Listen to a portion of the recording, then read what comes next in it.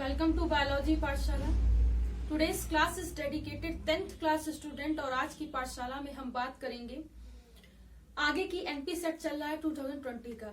लेकिन पाठशाला को स्टार्ट करने से पहले या कुछ भी समझाने से पहले हम बच्चों को मोटिवेशन मैसेज देते हैं।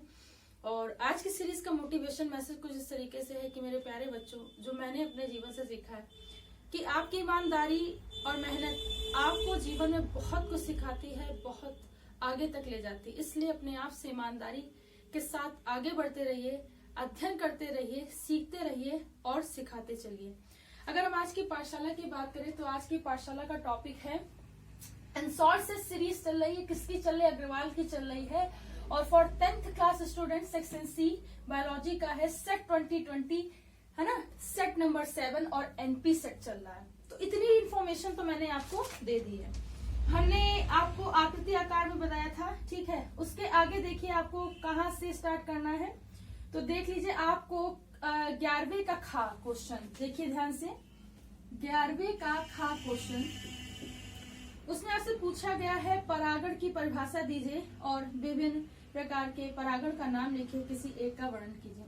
तो परागण होता क्या है? देखिए, परागण पॉलिनेशन, ठीक है, एक प्रोसेस होता है जो प्लांट में होता है। तो देखिए क्या होता है, किसी भी पौधे या किसी भी पुष्प के परागकण का किसी दूसरे पुष्प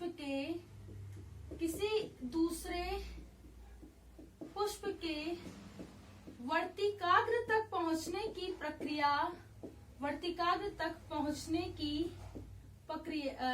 प्रक्रिया परागण कहलाती है बच्चों। क्या कहलाती है? परागण कहलाती। तो ये तो हो गई परागण की परिभाषा, ठीक। परागण होते कितने प्रकार के हैं? तो देखिए, परागण 2 प्रकार के होते हैं। एक होता है स्वपरागण और एक होता है परपरागण। स्व मतलब स्वयं में परागण। जब ऐसे परागण की ऐसी क्रिया, ऐसे लिख सकते हैं, परागण का ऐसा प्रकार ज्यादा सही रहेगा।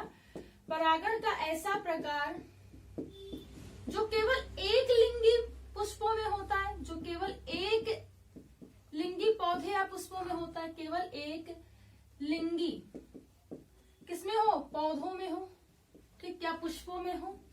परागण की ऐसी प्रक्रिया, ऐसा प्रकार जो द्विलिंगी, यानी कि समझ रहे हैं, द्विलिंगी मतलब नर तथा मादा दोनों में हो, तो इसे कहते हैं परपरागण। इसे कहते हैं बच्चों परपरागण। देखिए, परागण का जो प्रोसेस है वो आवर्त बीजी पौधों में होता है, ठीक है। आवर्त बीजी पौधों में होता है, जैसे हम इसके एग्जाम्पल बता दें। साइकस हो गया, हिंदी में लिख दे रहे बेटा, साइकस हो गया बच्चों, पाइनस हो गया, ठीक है, एफिड्रा हो गया, ठीक है, ठीक। इन सब में परागण का प्रोसेस होता है, ठीक है। आपसे पूछा गया है इसी में ही कि विभिन्न प्रकार के परागण का नाम लिखिए, ठीक है, बता दिया गया, तथा किसी एक का वर्णन कीजिए। आप पर परागण के बारे में बता सकते हैं। देखिए, हम भी कोशिश करते हैं आपको बताने की पर परागण के बारे में। देखिए, ये इतना समझ लिया, तो चलिए आज इसको रब कर देते हैं। चलिए इसको फ्लो डायग्राम से समझ लेते हैं, इसी को डिस्क्राइब कर देंगे तो बढ़िया रहेगा। देखिए, ये क्या है? एक ये मेल फ्लावर है बच्चों, ये क्या है? फीमेल फ्लावर है, ठीक। अब मेल फ्लावर में बेटा मेल पॉलन ग्रेन होंगे ना, पॉलन ग्रेन होंगे, ठीक। और इसमें क्या होगा? इसमें फीमेल सेक्स ऑर्गन होगा, ठीक है। तो ये क्या करेगा? ये मेल ऑर्गन है, थोड़ा सा इसको और क्लेरिफाई कर दें। Mail sex organ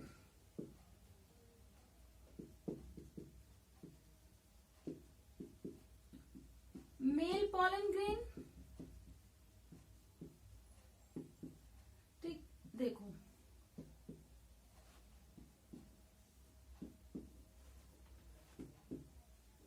male pollen grain जो क्या करेगा विद द हेल्प ऑफ किसके, देखिए एयर के, ठीक, एयर हो गया, ठीक है, या बर्ड्स हो गए, बीज हो गई, ठीक है, मतलब हवा, हवा, पक्षी, ठीक है बच्चों, है ना, मधुमक्खी या मक्खी, मधुमक्खी वगैरह, या कोई भी कीट के द्वारा, ठीक। मेल पॉलन ग्रेन कहाँ आएंगे, फीमेल सेक्स ऑर्गन तक आएंगे। अगर हम ये कह दें कि उसके एंड्रोशियम पार्ट में आएंगे, जायांग पार्ट में आएंगे। एंड्रोशियम से कहाँ आएंगे बच्चों, एंड्रोशियम से आएंगे ओवरी में, ठीक। ओवरी से क्या करेंगे, फर्टिलाइजेशन करेंगे बच्चे, निषेचन का प्रोसेस करेंगे। फर्टिलाइजेशन किया, निषेचन का प्रोसेस हो गया, इसी को बच्चों निषेचन बोलते हैं। समझ में आ रहा है निषेचन। जब निषेचन किया तो after the fertilisation process zygote बनेगा। निषेचन के बाद क्या बनेगा, जायगोट। इसी को क्या बोलते हैं, युग्मनज बोलते हैं कि नहीं बोलते हैं। ये क्या होता है, 2 n होता है। इसी प्रश्न पत्र में पूछा गया है। इस जायगोट के बाद बेटा बच्चों एम्ब्रियो, भ्रूण का फॉर्मेशन होगा। इस एम्ब्रियो से सीड का फॉर्मेशन होगा। सीड यानी कि ये भ्रूण होता है बच्चों, क्या होता है, भ्रूण होता है। ये क्या होता है, बीज होता है, इसका निर्माण होगा। अब बीज का बेटा क्या होगा, अंकुरण, क्या होगा, अंकुरण, यानी कि जर्मिनेशन होगा, जर्मिनेशन होगा। और जर्मिनेशन के बाद इसी को अंकुरण बोलते हैं। ये या तो मेल प्लांट बनेगा या तो फीमेल प्लांट बनेगा। ये जो आप फ्लो डायग्राम देख रहे हैं, यही फ्लो डायग्राम को आपको बताना है। एक विधि पूछी थी हमने, एक विधि बता दी पर परागण में। तो देखिए मेल फ्लावर है, male sex organ, male pollen grain क्या करेंगे, एक पुष्प के वतिकाग्र तक पहुंचेंगे। जब वतिकाग्र तक पहुंचे, किसकी, हवा, पानी, पक्षी, मधुमक्खी, कीट की सहायता से फीमेल सेक्स ऑर्गन तक आए, सेक्स ऑर्गन तक आए तो और यहाँ पे गलत लिख दिया हमने, गायनोशियम, गायनोशियम के साथ ओवरी में, ओवरी से फर्टिलाइजेशन किया, ठीक। और फर्टिलाइजेशन के बाद जायगोट बना, जायगोट से एम्ब्रियो बना, एम्ब्रियो से बीज और शीड और अंकुरण हुआ। और ये it may be develop in female और ए मेल फ्लावर। तो इस तरीके से इसका ओवरव्यू होता है, ठीक है। तो स्टाइलोस्टिग्मा के थ्रू ये कहाँ तक आते हैं, गायनोशियम तक आते हैं। ये भी आपको याद रखना है। तो इतना आप लिख देंगे, बस इसका बताना, आपको 7 मार्क्स मिल जाएंगे। बस आपको पूरी जो ये डायग्राम बताया है इसे एक्सप्लेन करना है लैंग्वेज में। बात समझ में आ रही है। कह रहा है नेक्स्ट क्वेश्चन देखिए 12वां, कह रहा है परिवार नियोजन से आप क्या समझते हैं भैया, बता दीजिए। परिवार नियोजन से आप क्या समझते हैं। देखिए मैंने पहले भी बताया कि कुछ टॉपिक आपको खुद से भी पढ़ने चाहिए, ठीक है। एक लैंग्वेज होती है, उसी लैंग्वेज के तरीके हम सभी टीचर्स बता सकते हैं, बाकी कुछ चीजें आपको खुद भी पढ़नी चाहिए। जनसंख्या नियंत्रण के लिए, नियंत्रित करने के लिए आपको बताना है कि मतलब जो बेसिकली जो पॉपुलेशन एक्सप्लोजन हो रहा है वो क्यों हो रहा है। तो देखिए परिवार नियोजन क्या होता है, फैमिली प्लानिंग होती है, ठीक है। और इस परिवार नियोजन के अकॉर्डिंग, ठीक, जनरेशन प्लानिंग की जाती है, ठीक। अब इस जनरेशन प्लानिंग से कभी कभी ऐसा होता है कि बहुत ज्यादा जनरेशन क्या हो जाती है, ज्यादा हो जाती, क्या हो जाती है, हायर। जब ये हायर हो जाती है, एक ही परिवार में अगर कई जनरेशन, ठीक है, उन्हीं माता पिता से अगर कई जनरेशन, कई डॉटर और सन्स डेवलप हो गए तो वो क्या होंगे, जनसंख्या बढ़ाएंगे, हायर पॉपुलेशन करेंगे कि नहीं करेंगे, हायर पॉपुलेशन कर देंगे, हायर पॉपुलेशन कर देंगे। जब ये हायर पॉपुलेशन कर देंगे ऐसे एक एक परिवार से, तो पूरी एक जगह आकर के, एक एपेक्स पे आकर के इसका क्या हो जाएगा, जनसंख्या विस्फोट हो जाएगा, जनसंख्या विस्फोट हो जाएगा। तो इसको रोकने के लिए सरकार के द्वारा, कई ऑर्गेनाइजेशन के द्वारा प्रोग्राम चलाए जा रहे हैं कि नियंत्रण है, ठीक है। जैसे एकल परिवार में हम दो हमारे दो, ठीक, एक संयुक्त परिवार में, ठीक है, एक सहेली प्रोग्राम होता है, ठीक है। तो ये सारे प्रोग्राम्स क्या हैं? ये सारे प्रोग्राम्स जो ऑर्गेनाइजेशन और हमारी गवर्नमेंट के थ्रू चलाए जा रहे हैं, उससे जनसंख्या नियंत्रण हो रहा है। सबसे ज्यादा इसके लिए जागरूकता होनी चाहिए सभी में, ठीक है। तो आप जागरूकता का पॉइंट डाल करके कई सारी बातों को बता सकते हैं कि जागरूकता कैसे करें लोगों को, इसकी हानियां, ठीक है, और इसके लाभ दोनों ही आपको बताने हैं, ठीक है। जागरूकता बताएंगे, इसकी हानियां बताएंगे कि ज्यादा जनसंख्या हो जाएगी तो हम सही ढंग से उसकी केयर टेकिंग नहीं कर पाएंगे, ठीक है। उसको डेवलपमेंट के लिए और किसी भी जनरेशन के डेवलपमेंट के लिए, ठीक है, मनी, इकोनॉमिक, काफी सारी चीजें होती हैं। उसके लाभ बताएंगे कि क्या होते हैं लाभ। अगर कम पॉपुलेशन होगी, कम जनरेशन होगी तो हम उसकी केयरिंग अच्छे से कर सकते हैं, उसका डेवलपमेंट, ठीक है, सारी चीजें अच्छे से कर सकते हैं। तो हानि, लाभ, जागरूकता, ऑर्गेनाइजेशन, गवर्नमेंट एफर्ट्स सब आपको बताने हैं। कई सारी डिसीजेस होती हैं, उन डिसीजेस का आप वर्णन कर सकते हैं इसमें, like AIDS, acquired immunodeficiency syndrome के बारे में भी आप बता सकते हैं। देखिए मैंने आपको हिंट दे दिया इस चीज का, ठीक है। डिटेल्ड पढ़ना हो, ठीक है, आप कोई भी बुक अच्छी सी पढ़ सकते हैं।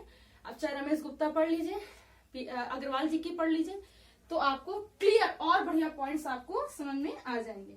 लेकिन मेरी सीमा यहीं तक है। अगर हम आगे की बात करें तो बच्चों आगे देखिए, कह रहा नहीं लिखित पर संक्षिप्त टिप्पणी लिखे। भाई देख लीजिए, संक्षिप्त टिप्पणी तो बहुत आती है, और जो हमने एमसीक्यू की आपको सीरीज दी है पीडीएफ वाली, उसमें भी आपको एमसीक्यू कई सारे मिलेंगे, ठीक है। देखिए संक्षिप्त टिप्पणी के लिए सबसे पहले आपको दिया है इसमें, वो ये दिया है संक्षिप्त टिप्पणी में, देखिए कह रहा है पादप हार्मोन। पादप हार्मोन, देखिए होता क्या है पादप hormone?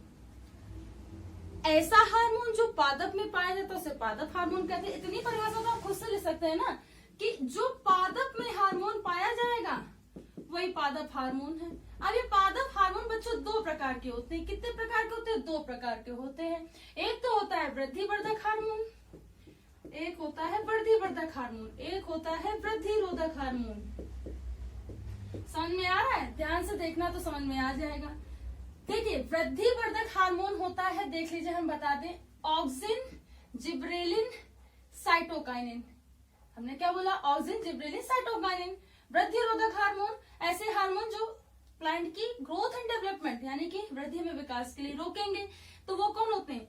Cytokinin, abscisic acid, cytokinin, abscisic acid. देखिए ऑक्सिन, बस आपको थोड़ा थोड़ा बताना, आपका काम हो जाएगा। ऑक्सिन कैसा हार्मोन है? वृद्धिवर्धक हार्मोन है। किसी भी पादप की ग्रोथ के लिए, डेवलपमेंट के लिए इस प्रकार का हार्मोन, ये पौधों की लंबाई को बढ़ाता है बच्चों, ये पौधों की लंबाई को बढ़ाता है, ठीक। तो ये क्या करता है? लंबाई को बढ़ाता है, इसलिए ऑक्सिन ये होता है। ऑक्सिन के छिड़काव करने से किसी भी पौधे की, किसी भी क्रॉप की, किसी भी फसल की वृद्धि हो जाती है। इतनी बात आपको बतानी है। फिर आ जाइए जिब्रेलिन। एक प्रश्न आता है, देखिए पौधे के इंटरनोड या तने की इंटरनोड की लंबाई के लिए जिब्रेलिन काम आता है। क्या काम आता है? जिब्रेलिन काम आता है। और पौधों की वृद्धि तथा विकास के लिए भी बेटा ये काम आता है, वृद्धि व विकास के लिए भी काम आता है। बात समझ में आ रही है?